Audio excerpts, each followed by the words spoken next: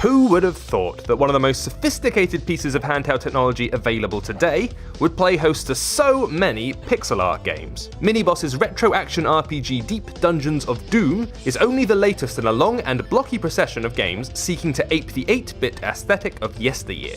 However, while we admit to having a soft spot for retro titles, a game cannot pass muster on nostalgia factor alone. Luckily for DDD, it succeeds in providing a superficially simple but surprisingly demanding dose of hack and slash fun. Unlike most dungeon crawling RPGs, Deep Dungeons of Doom cuts immediately to the chase. Rather than skulking around corridors, kicking barrels, and waiting for random encounters, you're dropped straight into a battle situation the moment you enter your first dungeon. All combat scenarios in the game play out as one-on-one encounters. You'll take charge of either a crusader, a mercenary, or a witch. Controls are as basic as you get. You've got an attack button and a block button. While this might sound like a rather crude approach to troll slaying, you quickly learn that timing is very much of the essence.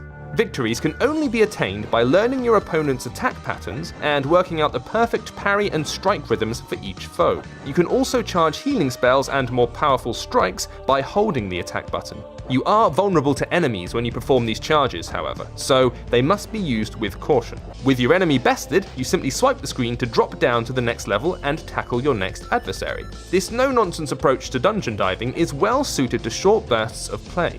As enemies become tougher and less predictable, the combat takes on a distinctly tactical edge. It's quite unforgiving too. As you explore the map and push into more dangerous caverns, you'll find death hovering over your shoulder on a regular basis. You can resurrect after dying to avoid starting the dungeon again, but these revive tokens quickly run out. Additional tokens can be earned through play or purchased along with additional gold with real currency.